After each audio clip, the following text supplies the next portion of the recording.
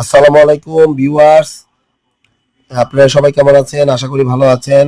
দেখতে পাচ্ছেন আমি অনেকগুলো কন্ট্রোলার নিয়ে আসছি, আজকে আপনাদের সামনে হাজির হলাম। এখানে দেখতে পাচ্ছেন যে কটা কন্ট্রোলার আমি এক এক করে পরিচিত করব। সবচেয়ে ছোট যে কন্ট্রোলার সেটি হচ্ছে W1200 কন্ট্রোলার। এটি শুধু টেম্পারেচার এবং টেম্পারেচার কন্ট্রোল করা যায় এবং এটা হিট সিস্টেম এবং কুল সিস্টেম আছে। অতএব আপনারা চাইলে এটা হিটিংয়ে নিতে পারেন, কুল সিস্টেম নিতে পারেন। হিট হচ্ছে আপনার তাপমাত্রা বাড়াতে চাইলে এটা হিট সিস্টেমে থাকবে, যদি কুল করতে চান সেক্ষেত্রে সি মোডে থাকবে। তো প্রোগ্রাম আরেকদিন আলোচনা করব প্রত্যেকটা কন্ট্রোলারে, ওইটার সময় XM18 থাকবে। এটাতে এরপরে যে কন্ট্রোলারটা আছে এটা হচ্ছে W3001। অনেকে আমার প্রশ্ন করেন W3001 পিএফ আর হচ্ছে এই ট্রান্সফার প্রোডাক্টটা পার্থক্যটা কি?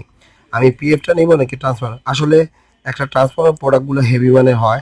এটা যদি আপনি ট্রান্সফার এই যে সিস্টেমটা আছে এটাতে কিন্তু আপনার যথেষ্ট মানে ভালো, অনেক দিন টেকসই হয়। তাই আমি বলবো, সাজেস্ট করবো একটু বেশি টাকা দিলেও আপনি এই ধরনের প্রোডাক্টটা ইউজ করবেন। আরেকটা কথা হচ্ছে HTC 3028, যেটি হচ্ছে মোটামুটি জনপ্রিয় কন্ট্রোলার। অনেকে বলেন ভাই এটা সেন্সরটা নষ্ট হয়ে যায় এই জন্য আমি ইউজ করি না। ভাই আমি আবার একটা ভিডিওতে দিয়ে দেবো এটা সেন্সরটা কীভাবে ঠিক করবেন, আজীবন নষ্ট হবে না। খালি একটু কষ্ট করে রেডিও টেলিভিশনের দোকানে যাবেন, মোবাইলের দোকানে যাবেন, ওনাদের সূক্ষ্ম তাতালটা আছে যে একটু জ্বালাই গেলে হয়। আর অনেক সময় সেন্সরের যে ইয়ে আছে, ডিস্টেন্স আছে, একটু লুজ হয়ে যায়।